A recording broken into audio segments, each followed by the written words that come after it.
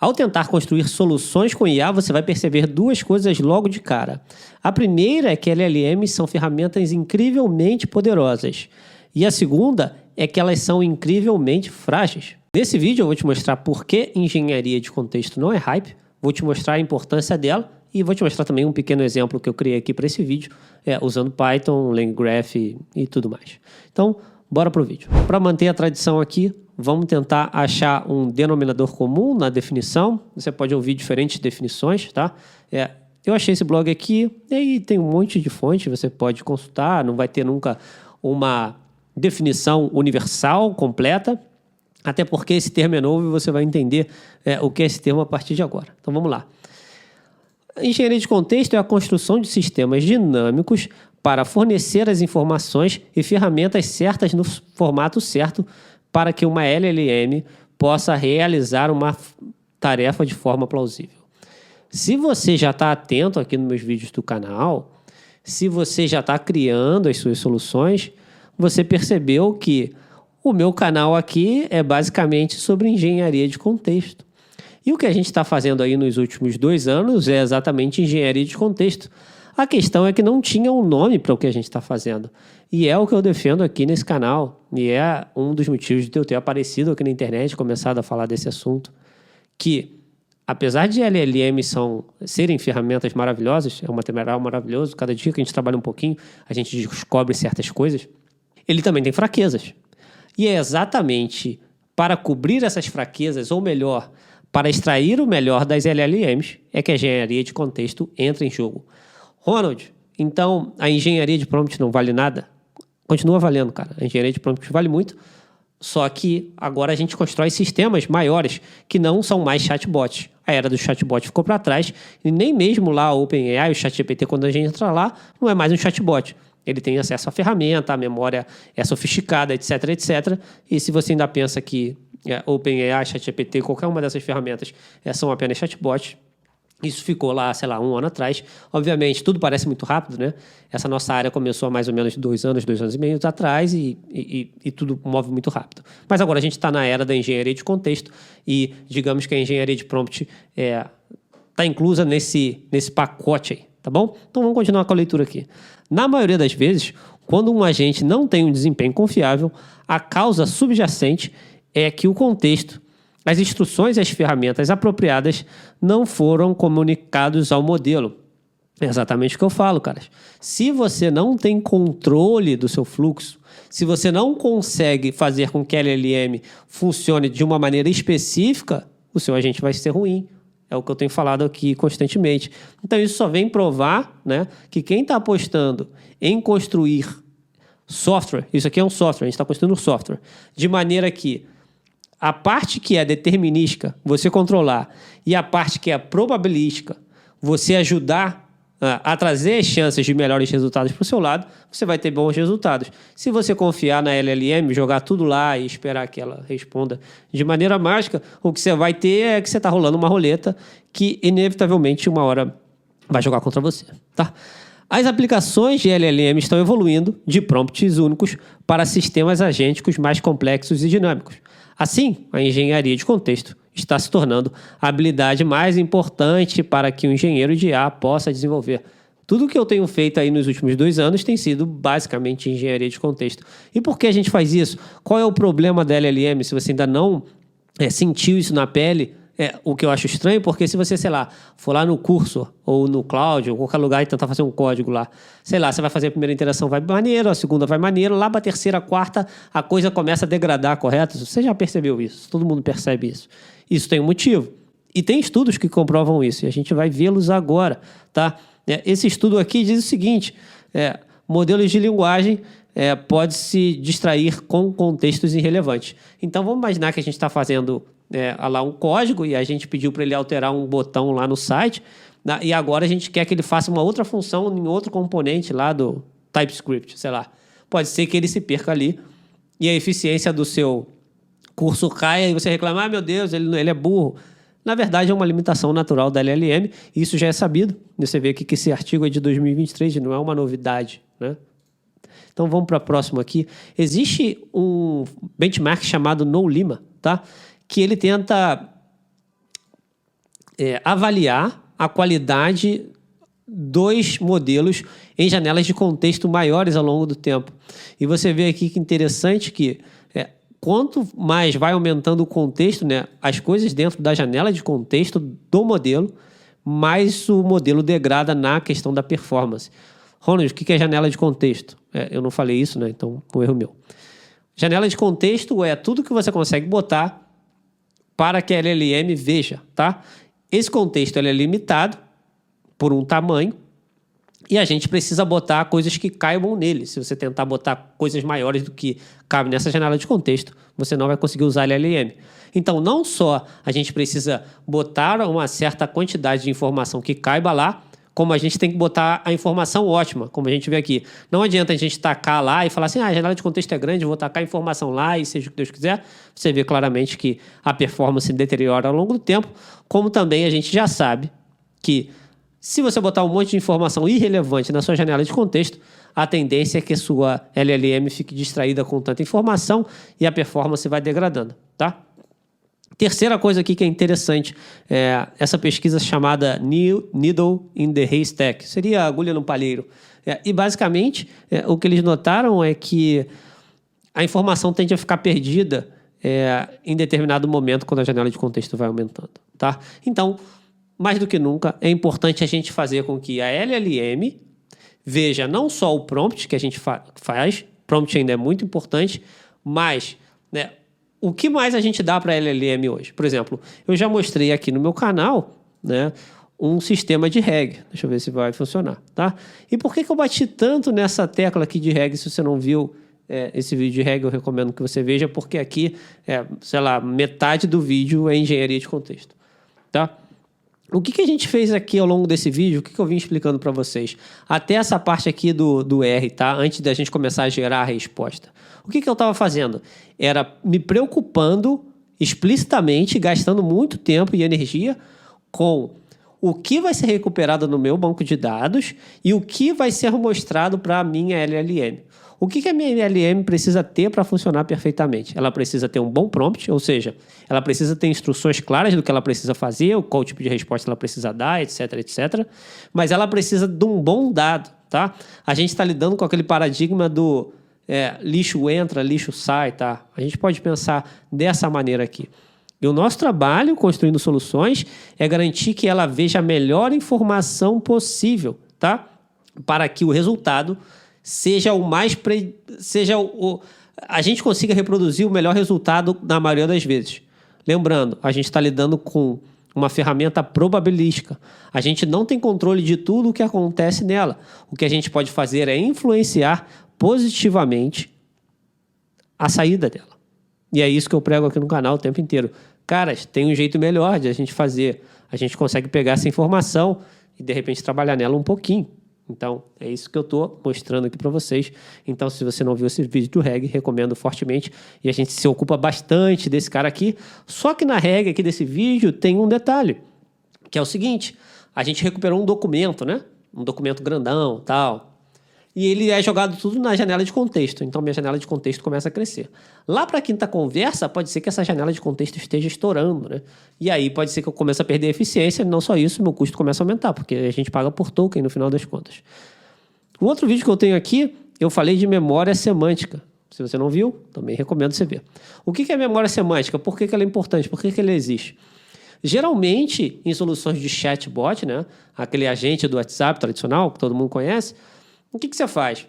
O cara manda uma mensagem, você loga, a IA manda uma mensagem, você loga, e você vai logando as mensagens ali infinitamente. Por que você precisa fazer isso? Por que você precisa logar as mensagens? A LLM por si só, ela se chama stateless, tá? Quando você ouvir esse termo stateless, quer dizer que ela não guarda estado. Num bom português, no popular seria, ela não tem memória. Toda vez que você chama ela, ela não sabe que você é você. E para você garantir que ela saiba que você é você, ou que o seu cliente é o seu cliente, você precisa dar o contexto para ela, que seria esses históricos de mensagens e provavelmente algum identificador. Então, o que as pessoas fazem? Por exemplo, o caso popular de agentes de IA, do WhatsApp, parará. O que o cara faz? Ele vai lá, ele bota lá um DB, tá? E ele bota um modelo. Aí o DB, o modelo vai logando as respostas aqui do cara, tá? Só que chega um momento em que ele tem que tomar uma decisão terrível, que é a seguinte, Tá, mas quantas mensagens dentro desse contexto eu mantenho, tá? Aí a galera mantém 10, mantém 5. Só que isso causa um problema. Se você aumentar demais o contexto e a conversa for nada a ver ali, você vai começar a poluir o seu texto, esse é o termo, o contexto, né? Poluição de contexto, vai ter esse problema. Mas se, por exemplo, você fez uma janela de contexto 3, tá? E ele perguntar alguma coisa em que ele não conheça, que seja lá, foi na conversa de número 5 e você deu um contexto 3, acontece que ele não vai conhecer aquela informação, né? E aí eu apelido esse tipo de agente Dory, né? Porque ele não sabe exatamente qual é a informação, ele simplesmente esquece muito rapidamente do que ele está falando, porque a janela de contexto dele é bem comprimida, tá? Para mitigar isso, a gente tem a memória vetorial, a memória semântica. E para fazer isso, eu recomendo lá no vídeo, se você quiser ver mais detalhes, mas o que eu fiz nesse vídeo aqui foi mostrar que você pode tratar a memória como uma ferramenta. Então, toda vez que acontece um diálogo entre um usuário e ele acha aquele diálogo importante, às vezes é só bom dia, boa tarde, obrigado, parará, ele pega essa informação, salva numa memória semântica, e toda vez que ele tem que falar com esse usuário, ele vai considerar alguma dessas memórias, vai avaliar se alguma delas é importante para a informação e vai fornecer para a LLM a informação relevante a respeito daquele usuário. E esse é um método para que você faça com que sua LLM e suas soluções fiquem mais inteligentes ao longo do tempo. Eu chamei nesse vídeo aqui de ganhar experiência, porque de fato ele vai conhecendo o usuário ao longo do tempo. Isso é bem parecido com o que você tem lá no ChatGPT, né? Aquela memória infinita. E eu chamei esse vídeo aqui de memória infinita, porque lembra muito, né? Apesar do exagero na palavra. Beleza. Então, você já sabe aqui 2 métodos, e você já viu o que é engenharia de contexto, porque ela é importante, e por que as pessoas estão falando disso, e por que eu faço um canal, e eu talvez deveria mudar meu canal para engenharia de contexto. Agora a gente vai falar da solução que eu criei aqui para esse caso, e na verdade foi só uma experiência, tá? O que eu estou fazendo aqui? Vou imaginar que a gente está fazendo um chatbot aqui, e o que eu vou fazer é, toda vez que a gente tiver uma mensagem e ela começar a crescer muito, eu vou sumarizar esse texto para que minha janela de contexto não exploda e meu agente não fique maluco, tá? Como isso está feito? Esse código aqui, tá? É um código Python mesmo, LangGraph. Eu botei um monte de comentário aqui porque se você está na comunidade e não viu lá, provavelmente esse código está disponível lá no arsenal da comunidade, tá? Então é só você baixar, fazer a experiência aqui.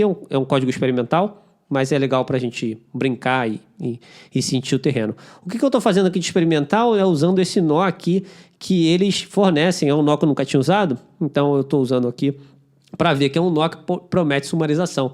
O que é nó, Ronald? O que você está falando? É exatamente essa estrutura aqui, cara, que eu falo que vocês têm que controlar. A gente está lidando com o LLM, que é um material probabilístico, tá? Mas todo o resto a gente pode tratar como software, tá? Todo o resto a gente pode fazer com que seja um percurso em que a gente controle. E é exatamente o que eu estou fazendo aqui. Qual é a ideia disso aqui? O cara manda mensagem, ele vai vir nesse nó. Se ele atingir uma condição que é 256 tokens, tá? Se ele atingir essa condição aqui, ele vai ser acionado. E se ele não atingir essa condição aqui, ele não será acionado. É basicamente isso que esse cara aqui vai fazer, tá bom? E ele vai resumir ali, o cara que tem que resumir, e ele vai disponibilizar esses valores para a minha LLM. No Chama LLM, que é o nosso segundo nó aqui, é onde a mágica vai acontecer. Ele vai pegar esses valores e vai rodar o que tiver que rodar. O que eu fiz aqui? E pode parecer um pouquinho complicado, mas é só verificação, tá?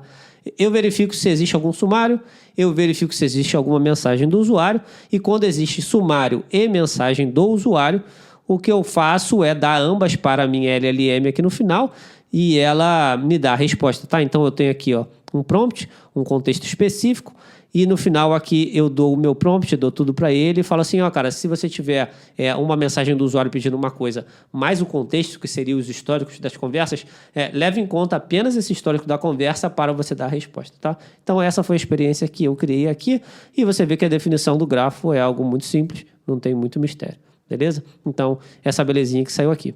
Eu já rodei, então a gente vai ver o resultado. Eu acho interessante, porque se eu ficasse rodando aqui, ia ser meio chato de acompanhar. Então, o que aconteceu? Eu vim aqui e pedi, crie uma história de um guerreiro chamado Ur, tá? E o que aconteceu aqui? exatamente nada. Era exatamente o que a gente esperava, né? Ele passou direto. E aí ele veio criando a história do Guerreiro Ur. Parará, o guerreiro, parará, um puta de um textão grandão, né, e tal. Beleza, né? Aí legal. Aí eu falei assim, ó, agora crie o antagonista de Ur. O nome dele é Odo. Então, eu falei para ele criar um antagonista de um personagem que supostamente ele devia conhecer e o nome do personagem, e só isso. Falei que era um antagonista. E aqui que a brincadeira começa a acontecer. Porque dessa vez, a minha janela de contexto já estava grande.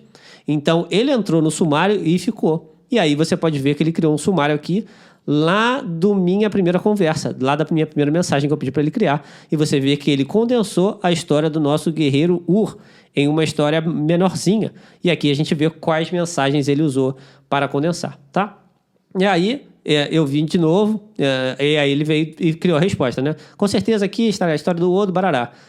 Um baita história, dá um filme do Odo ali. E agora eu falei assim, ó, agora crie a filha de Odo, chamada Ziz. O Ur é apaixonado por ela, tá? E ele veio aqui, mais uma vez, com certeza vou criar. E mais uma vez ele entrou aqui. E você vê que o nosso sumário cresceu um bocado, porque a gente tem muito mais mensagens agora para sumarizar. No final ele deu a resposta e aí eu continuei brincando aqui, mas você vê que funcionou perfeitamente. Agora, uma coisa que eu queria mostrar para vocês é o final. Porque no final, e aí a importância do controle, e a gente poderia melhorar essa solução aqui ainda mais se a gente quisesse fazer algo ainda mais inteligente para dar à LLM apenas o contexto que ela precisa no momento que ela precisa, que essa é a brincadeira. O que a gente poderia fazer aqui? Se você notar, aqui no meu controle, onde eu estou fazendo isso aqui, eu tenho acesso a todas as mensagens do humano e da IA desde o começo, mas eu não estou usando agora, como você viu lá no meu código, e eu tenho todo o sumário, eu tenho tudo. Então, vamos imaginar que ele perguntasse assim, tá, mas qual foi a primeira pergunta que você me fez? Ele com certeza não saberia isso aqui. Nesses casos, eu poderia mudar o contexto lá, se eu fizesse alguma programação aqui, algum controle do meu fluxo aqui, tá? Para ele ter acesso à primeira pergunta lá da mensagem. Eu poderia fazer isso aqui facilmente, já que aqui eu controlo completamente o que ele consegue ter acesso e para minha LLM eu estou passando apenas o que eu quero passar, tá? Então, o conselho de sempre, caras, continuem fazendo, continuem aprendendo, continuem interessados, tá? Tem muita coisa acontecendo, mas a minha sensação é que as coisas estão se tornando mais maduras, estão organizando, está surgindo nome, está surgindo organizações, tem mais gente falando de maneira um pouco mais séria sobre todos esses assuntos e é muito interessante para a gente. No final das contas, eu defendo a ideia que a gente está só no comecinho desse nosso setor aqui, tá? E você deveria prestar atenção com mais seriedade. Eventualmente alguém chega em mim e fala assim, eu cheguei no seu canal porque eu estava procurando alguma coisa mais séria para estudar e não achei. Então, assim, se você, esse caso, cara, seja bem-vindo, considere se inscrever aqui. Eu tenho uma comunidade, não vou me estender muito nesse vídeo aqui, não é o propósito. As inscrições vão ser abertas novamente dia 11/8, agora de agosto. E, enfim, se você quiser, de fato, discutir esses assuntos com mais profundidade, você é bem-vindo lá. E se não quiser também, cara, tem bastante conteúdo lá na Rock Pro, é gratuito, você pode usar. E tem meus vídeos aqui que são bastante densos, se você quiser estudar mesmo e ficar revendo, dar pausa. Eu sei que nem tudo entra na cabeça de primeira, mas esse assunto aqui é extremamente interessante. Construir com LLMs é construir software com um novo tipo de material. E para lidar com um novo tipo de material, algumas vezes a gente precisa de novas técnicas. E tudo que eu trago aqui nesse canal são essas técnicas. E a gente discute. Nem tudo é escrito em pedra, tá? E se você já está em engenharia há um bom tempo, você sabe que um problema pode ser resolvido de várias maneiras em alguns momentos. E o que cabe a gente é ser criativo, conhecer tecnicamente do que a gente está fazendo e resolver um problema do mundo real, ajudar outras pessoas e também ajudar o nosso bolso, no fim das contas, porque é assim que a gente faz dinheiro. Então é isso, galera. Até a próxima. Abraço.